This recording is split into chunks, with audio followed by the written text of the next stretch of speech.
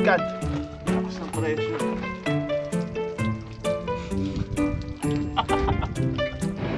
Nandun sa Canada mga ka-Jedi, kaya mong bumili ng magandang kama, pero hindi ka naman makabili ng tulog. So let's go mga ka-Jedi. Bye na din. Love you. Ring the bell. See you later. Hanap daw tayo ng parts mga ka-Jedi.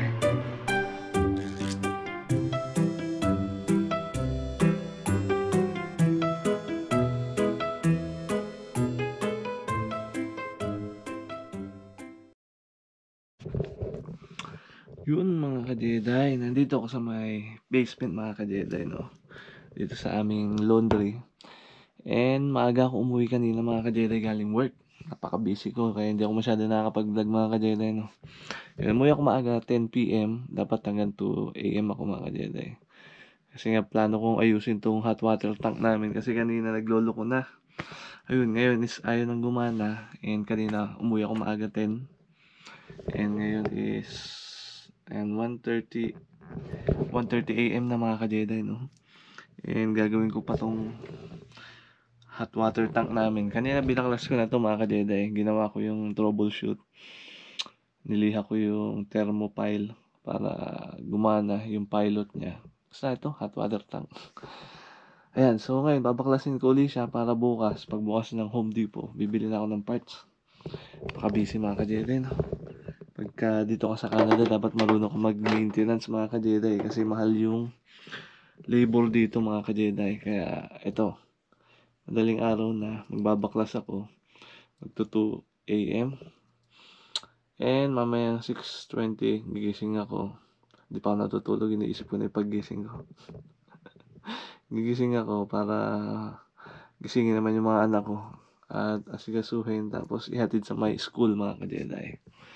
Busy na live dito sa Canada, no? Yun, so umpisahan ko lang ito mga ka-Jedi, no? Ay kwento ko lang sa inyo mga ka-Jedi para may idea kayo kung sakali mag-Canada kayo na kailangan marunong din kayo mag-DIY.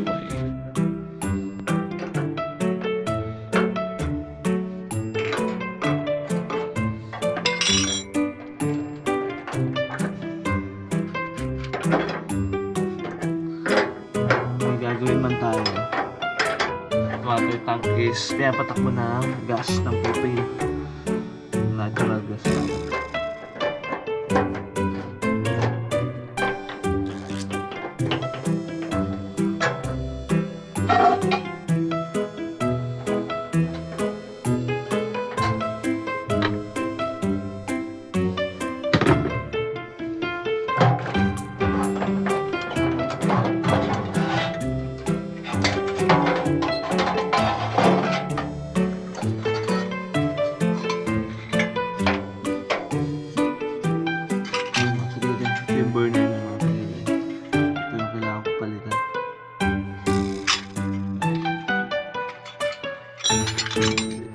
Kanina, napagana ko itong mga ka-Jedi. Namatay na naman eh. Marito. Wala naman siyang leak. Yun mga ka-Jedi. Ay, groggy na ako ah. Mga eyebags. Yun mga ka-Jedi. So natanggal ko na yung burner na ito. Ayan, maghahanap na ako ng parts ng mga ka-Jedi.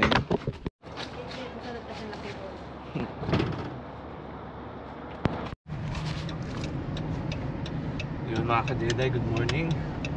Ayan, so nakailang tulog lang tayo mga ka-Jedi. Ngayon is i-drop ko na yung mga bata sa school. Ayan, ito yung buhay Canada mga ka-Jedi. Kung meron kong mga maliliit pang bata, tapos hindi mo school bus. Mura lang naman ang school bus dito mga ka-Jedi pagka ganitong mga edad pa. Pero pinili namin i-hands on tong mga bata mga ka-Jedi para nababantayan, obserbahan. Yun, ito yung buhay Canada pagka may bata ka, full-time job, full-time dad, and part-time vlogger. Nadagdagan yung kabisihan eh.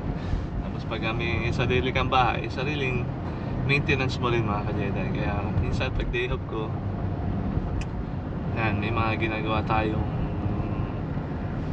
iba sa may bahay. O So iba-iba, kapatid sa sasakyan, may ginagawa tayo, kaya medyo nagiging busy tayo. Kaya pagka day off ko, ayan, mga kinakalikot pa tayo. And mamaya, malamang yung RV, i-ready ko na sa winter kasi nga magde-negative na mga ka-Jedi. Kailangan ko na i-ready siya. Tanggalin yung mga tubig, lagyan ng anti-freeze yung mga tubo para hindi sumabog. Kasi pag tubig yun nandun, sasabog yung mga tubo mga ka-Jedi sa may ating tiny house. So ayan, i-vlog ko na rin na makita nyo yung kabisihan ng dito sa Canada. Pag dito ka tumira na meron kang maliliit na chikiting.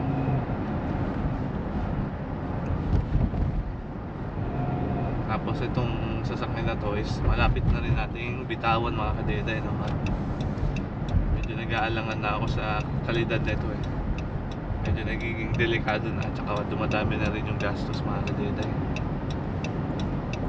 So kukuha tayo ng pre-owned lang at hindi natin kayang brand new. Mabayin natin. Love you. See you later, okay? Mabayin na, Jacob. Love you.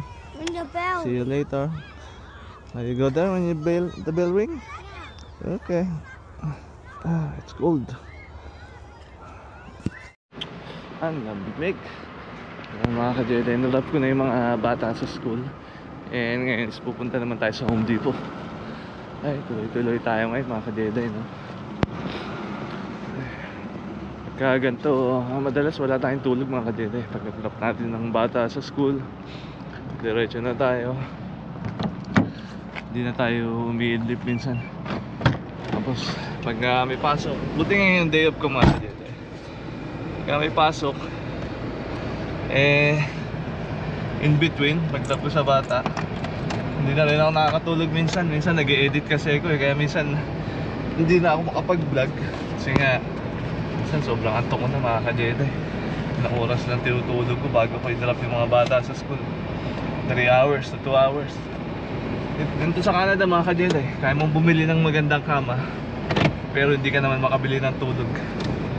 So let's go mga ka-Jedi. Karamihan sa aming mga nag-work sa warehouse na pagtatrabahuhan ko mga ka-Jedi is ganito yung schedule mga ka-Jedi. Kaya kami nag-work ng graveyard kasi nga may mga responsibilidad din kami sa aming pamilya na yung oras dinidivide namin mga ka-Jedi. Kasi hindi ka naman makakakuha ng katulong dito mga ka-Jedi. Ang mahal ang katulong dito eh. Or pumili ka ng daycare, kung maliit pa yung anak mo, i-drop mo doon, which is hindi pa namin nagawa mga ka-Jedi. Or kumuha ka ng school bus para hindi mo naintindihan yung paghatid sundo sa anak mo. Or kunin mo yung magulang mo para may taga-alaga ka. Kaya lang hindi ko pa natatry yun mga ka-Jedi. Kaya kasi balang araw masanay ako nandito sila eh. Tapos sa susunod magsiself-pity ako bakit walang tumutulong sa akin. Kaya mas magandang paghirapan ko na muna ngayon. Tapos tsaka natin damdamin yung saya pag natapos na yung responsibilidad natin. Hindi man natapos, pag lumaki na ba yung mga bata mga ka-Jedi, pag hindi na natin masyadong ginagabayan. And is ginagabayan natin and obserbahan natin yung mga attitude mga ka-Jedi. Nalalaman natin yung mga gusto tsaka ayaw. Kaya okay lang din yung ganito mga ka-Jedi. Masaya naman, kulang lang sa tulog. Hindi ka talaga makakakompleto. Kahit nga 4 na oras mga ka-Jedi, hindi ko makompleto minsan. Pagka drop ko naman sa bata, tapos pick upin ko, minsan 1.5 hour yun yata, o 2 oras. Pinakamahaba akong tulog pagka nangyari yun. Tapos pagka pick up ko sa kanila, pasok naman ako mga ka-Jedi. Ganun ang buhay dito sa Canada ng mga magulang mga ka-Jedi. Tapos magpapang-abot lang ni Mrs. Kiss lang, goodbye. Kaya pagka day off namin or vacation mga ka-Jedi, no, makikita nyo na mamasyal kami. Yun, sinusulit lang namin yung oras. Kasi yung pera, lilipas lang yung mga ka-Jedi. Ay, yung pera madaling kitain mga ka-Jedi. Pero yung oras na mawawala, hindi na natin kayang balikan yan mga ka-Jedi. Kaya kung meron day off man, mas ini-spend natin sa family. Kaya pasensya na kung hindi tayo nakakapunta sa mga tropa-tropa. Ngayon na mga ka-Jedi, na-share ko lang, no? Kasi topic natin ngayon, buhay Canada ng may mga anak eh, no? So kayo, kung ano trip nyo, gusto nyo daycare, gusto nyo school bus, gusto nyo kunin magulang nyo, ayan, kanya-kanyang trip yan dito mga ka-Jedi. And ako, ito yung trip ko mga ka-Jedi. Yung mag hands-on ba, hands-on natin yung lahat. Tapos part-time vlogger ka pa, kung iniisip mong hindi ka pa busy, yan. So keep moving forward tayo mga ka-Jedi. Tayo magstay sa isang lugar. Yun mga ka-Jedi, nandito na tayo sa Home Depot, kung saan bibili tayo ng parts na to.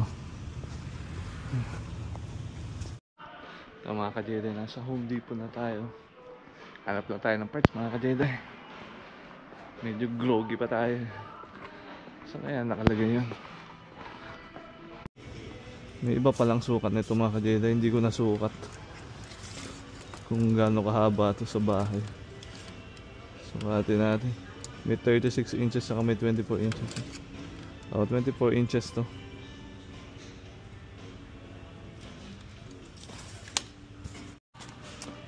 So 11.40 ang isa. Bili na natin mga ka-Jedi na matapos yung problema natin.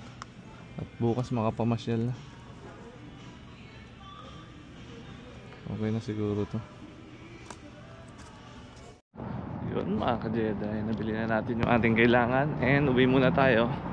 Umpisaan na natin ang pag-maintenance. Dami natin trabaho mukhang liwayway pa ng mga ka-Jedi. Yun mga ka-Jedi, full na. Kaya tayo sa bahay mga ka-Jedi. Ang taas ng nilaro ng mga bata yung mga dahon. And hindi kami maglilinis yan mga ka-Jedi. Nilaro lang ng mga bata, pero dahil meron kaming condo fee, hindi kami maglilinis yan mga ka-Jedi. Yun mga ka-Jedi, so ito yung burner ng hot water tank mga ka-Jedi. Ito natin ikakabit yun dito sa may butas na to. Ito yung binili natin mga ka-Jedi, $11 lang. And kabit ko na muna mga ka-Jedi, no? Yun, so balik tayo sa basement mga ka-Jedi.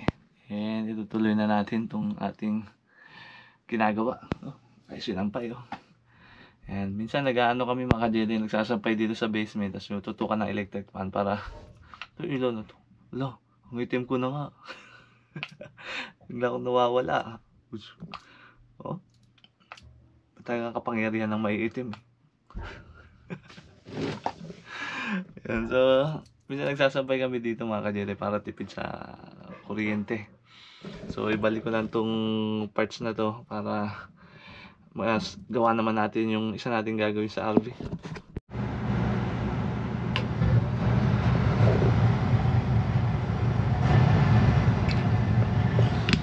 Yung mga ka-Jedi, napagana ko na yata siya, no? Pero bakit kulay blue yung ilaw, yung apoy? Kahapon kulay ano lang yun. Kahapon kulay orange yan eh. Yan, naging blue yung apoy. Yun, so kahapon mga ka-Jedi, nung ginagawa ko to, patay sin ditong water heater tank ko eh. Kulay orange yung apoy, pero ngayon blue eh. Siguro pagkagawa ganun na. Ang ganda ng eyebags ka. Parang adik lang. Yun o. Sige mo ng pungay ng mata. Loko pala itong gasolinahan na ito mga ka-Jedi. Nakalagay dyan isa 150. May 132.9. Siyempre makikita may pinakamalaki kagad kasi sa ibang gasolinahan andun agad yung regular price ng gas eh. Tapos pagdating mo rito sa magpapump ka na 150 na. Pero meron pala nakalagay dun sa may taas na doon ka top malapit yung regular 130, 150. Siyempre makikita mo nasa taas lang nakalagay 132.5. Tapos yun pala may nakalagay na tax exempt. Visit na yan. Alam ko lang, di ako nagpagas dito eh. Mali yung pangit yung pagkakalagay. Kakamali ko, hindi ko binasa. Pero sa ibang gasolina kasi hindi ganyan. Kung ano yung pinakamalaking number mga ka-Jedi, kung ano yung nasa taas, ayun, Sa taas yun. Ayun yung price ng regular na gas mga ka-Jedi. Ito ba, nasa may pangatlong level. Yep. And biyahin na ako mga ka-Jedi. Mga ka-Jedi, nandito na tayo sa aming RV storage. Saan nakapark yung ating RV mga ka-Jedi. Ayan. Yan, may nag-comment nga pala na huwag ko na tawagin tiny house to kasi hindi to house. RV nga raw to kasi nga may gulong to, hindi to naka-steady. Tama naman. Basa ko tama naman siya mga ka-Jedi. Sorry for giving you wrong information. My bad. Pero para sa akin kasi ang value nito is house eh. Kahit hindi ito ganun kamahal, kahit ang tingin nyo dito is sasakyan lang, for me it's a house, it's a home. Ayan, dito kami natutulog mga ka-Jedi.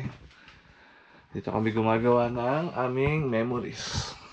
Ayan, kaya ganun kataas ang tingin ko sa value na itong aming RV mga ka-Jedi. Nakalang ito. Ikabit ko yung battery.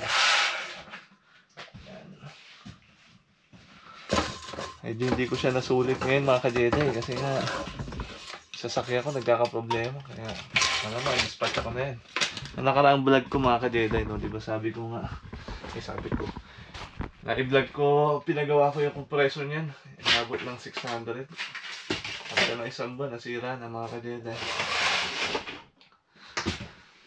Kaya, ubos oras din nakapunta ka ng punta sa pagawaan. Galing ko lang to kasi yung tubig is nandito mga ka-Jedi. Dito ko sasaksak yung anti-freeze. Yun, share ko lang sa inyo mga ka-Jedi. So una ko nang gagawin, tatanggalan ko ng tubig yung hot water tank nito. Meron kasi itong hot water tank dito. So pag nag-winter, siyempre di ba kagaya ng yelo, nag-expand yung tubig sa loob, tapos puputok yung tangke niya mga ka-Jedi, dagdag gastos. Kaya pag winter, kailangan tanggalan mo to ng tubig, tapos lagyan mo ng anti-freeze, yung chemical, para yung mga tubo padaluyan mo doon sa tubo. May sabog ka pa din?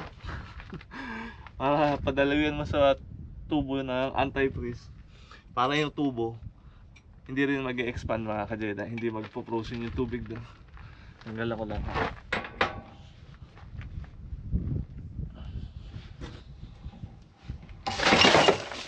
Oh my God! Lakas ng pressure.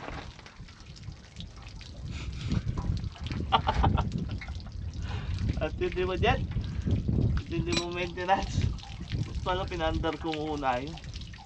Kaya ganyan mga ka-Jedi. Diba ang lakas ng pressure? Lalo na kung nag-frozen pa yung tubig na yun mga ka-Jedi sa loob. Mas malupit yung pressure na. Ay, diba piyatakbo ko muna yung tubig. Sakto na ako, labig pa naman. Positive 3 pa naman ngayon mga ka-Jedi. Ayan, iti-drain lang natin siya. Oh, big! Sumitindi yung lamig pag nabasa ka. Iti-drain ko lang siya mga ka-Jedi. Tapos lalagyan ko na ng anti-freeze. Matubo.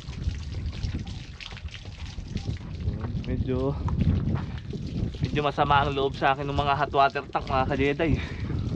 Pati sa bahay tumalsik pala itong takip nyo. So, sa bahay sana ayos na yun, na may check ulit kung ayos na. Pag sira pa rin yung hot water tank, pinalitan ko, baka bumili na ako ng bagong bahay. Yabang, mas mayabang pa kay Inags. Ang yabang mo rin yun Hot water tank lang problema, bibili ka bagong bahay. Sana meron pang bili. Ayan, nadoy na yung tubig mga ka-Jedi. Next is yung chemical mga ka-Jedi. Ay, lamig. Hangin na. Basa pa yung mukha ko. Abot sa mukha ko Ito yung chemical niya mga ka-Jedi. Winterproof. Itong chemical na to mga ka-Jedi, isa nasa $20. Pero pag pinagawa mo to sa iba, itong ginagawa ko, Kunwari, pinawinterize mo sa iba, 120. Pinakamababa na yun, alam ko eh. Kasi nakaraan, pinagawa ko yun eh. Halos sumama yung loob ko eh. Ganun lang pala kadali yun. 120 mga ka-Jedi. Tapos wala pang 15 minutes gagawin eh. Nung period ko, wala pa nga yata 10 minutes mga ka-Jedi. Sabi ko sayang pera. Tapos, nung sumunod, bumili na ako ng ganun. Lamig. Bumili na ako ng mga ka-Jedi na itong chemical na to. Anti-freeze. Pang RV. Ako na yung gumawa. Dali lang pala eh. Ngayon, sumabog lang sa akin mga ka-Jedi. Mali yung proseso ko. So, ang proseso nito mga ka-Jedi, meron tong hose na para talaga dito. Sasaksak ko lang to. Tapos i-on ko yung pump. Yeah. On ko yung pump. Ayan. Para sipsipin niya yung red na chemical mga ka-Jedi. Tapos papadaluyin ko siya dito hanggang sa maging red siya. Padaluyan ko rito. Tagal ah. Dapat lumabas dito yung red. Hindi pa sinisip-sip ah. Ayan, ako na. Ayan. Padaluyan natin dyan mga ka-Jedi. Hanggang lumabas yung red na chemical para alam mo yung hose niya. Meron ng anti-freeze. Yan, ganyan. So sumunod yung shower naman mga ka-Jedi, no? Yan, ito. Dapat lumabas dyan sa red. Ayan, red na siya. Okay. Sumunod is yung inodoro mga ka-Jedi. Kailangan red na ilumabas. Ayan. Ayan, okay na yan. Ayan, para yung mga hose mga ka-Jedi, hindi mag-frozen, tapos pumutok yung mga tubo. Ayan, magkakaroon ng water damage dito pag summer mga ka-Jedi. Sumunod, sa labas naman mga ka-Jedi. Meron din kasi itong hose. Pwede kabitan ng hose para sa accessories.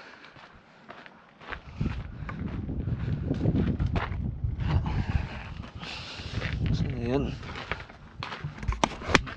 Okay. Sa malayo pala. Yun. Tama ka dyan. Itong blue. Ayan, red na rin siya. Ayan. Okay na mga ka-Jedi. Tapos na yun. Ganun lang yun. Oh, tapos. Lipad ang 120 kung sakali.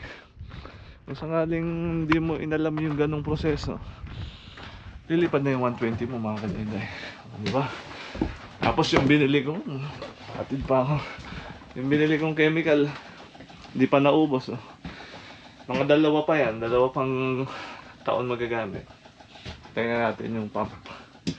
Yan, so pwede na ako umuwi mga ka-Jedi. So, magpapaalam na nga pala itong aking paboritong sasakyan mga ka-Jedi, no? Yan, paborito ko talaga yan mga ka-Jedi. Kaya naman ako ng anak ko kasi nakailang sasakyan na rin kami. Mga 4 na siguro to. Kung ano yung pinaka paborito kong sasakyan mga ka-Jedi, ito yan. Dito ako nagsimulang matuto mag camping, mag van life. Yan, dyan mga ka-Jedi. Dito ko na-appreciate yung nature, hindi lang yung sa looks lang ng sasakyan. Alam ko, walang kaporma-porma to pero wala akong pake. Dito ko natuto na walang pakialam sa looks ng sasakyan. Kaya lang, medyo nagkakaproblema na siya mga ka-Jedi. Medyo hindi na siya reliable. Baka itirik na lang kami sa mga adventure namin. Kaya kukuha tayo ng second hand na sasakyan mga ka-Jedi. Kung ano yung papasok sa ating budget at yung brand new, hindi natin kaya mga ka-Jedi. Yun. Nakakalungkot lang kasi napakarami ng memories nito mga ka-Jedi. Isipin mo itong minivan na to, hinihila to.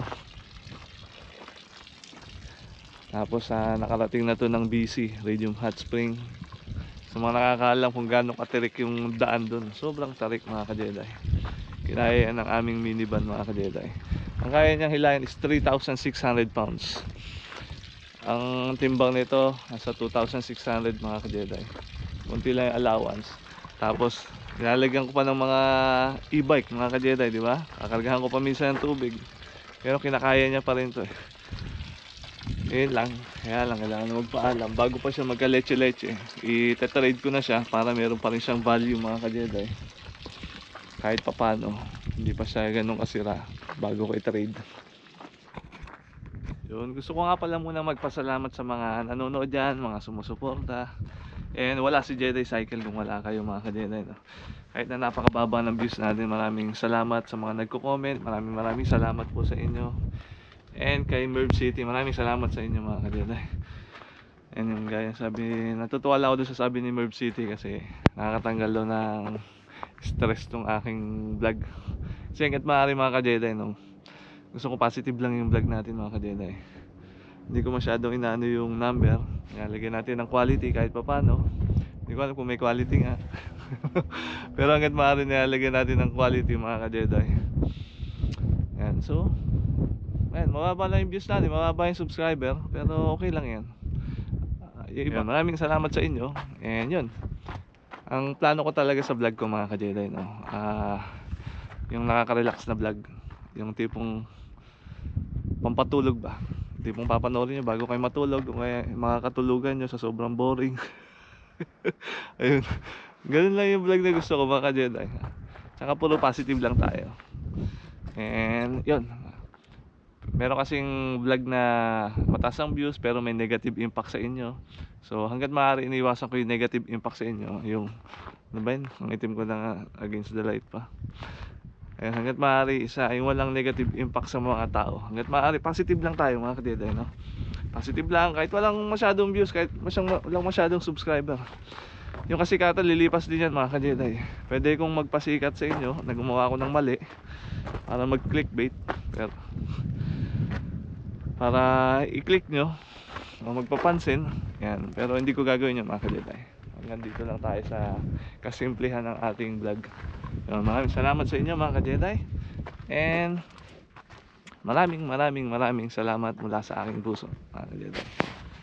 Kahit na busy tayo, tuloy lang tayo. May corn maze nga pala dito mga ka-Jedi, no? Paliparan natin ng drone and pasilip ko sa inyo. Napakita ko na ito dati mga ka-Jedi, pero ngayong fall, silipin ulit natin. Ewan ko kung nandyan pa mga ka-Jedi. Let's go.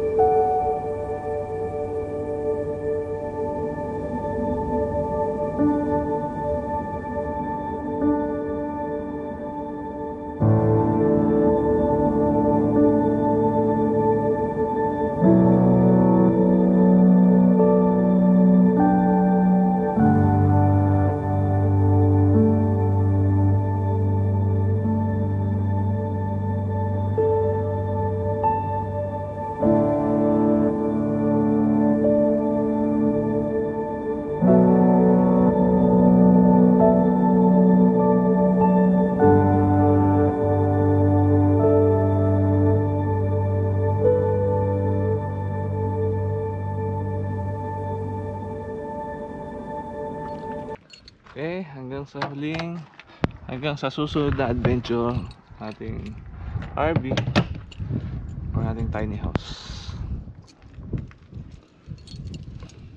Lock muna natin mga ka-Jedi. Yan. Paalam muna. Next year na lang ulit. Yun mga ka-Jedi, uwian na. And maya susundo na tayo ng mga bata. Yung ganun ka busy dito sa Canada mga ka-Jedi. Hindi naman laging gantong may ginagawa tayo. Pero yan, expect mo na pagka ikaw ay walang katulong sa buhay, kayo lang ni Mrs., ganito yung ginagawa nyo mga ka-Jedi. Yung mga problema darating, so kailangan nyo i-manage yung time. Tapos tuloy pa rin tayo sa pagbablog. Yan, tuloy lang. Ngayon medyo nakaka once a week lang ako ngayon mga ka-Jedi. Pero balang araw mga ka-Jedi, mag-ano na tayo. Siguro magdi 3 times a week, 4 times a week. Yan. Kakayanin na natin pag nakaluwag-luwag na tayo. Yun, maraming salamat po sa panonood mga ka-Jedi. And hanggang dito na lang. Please like and subscribe. Jedi Cycle signing out.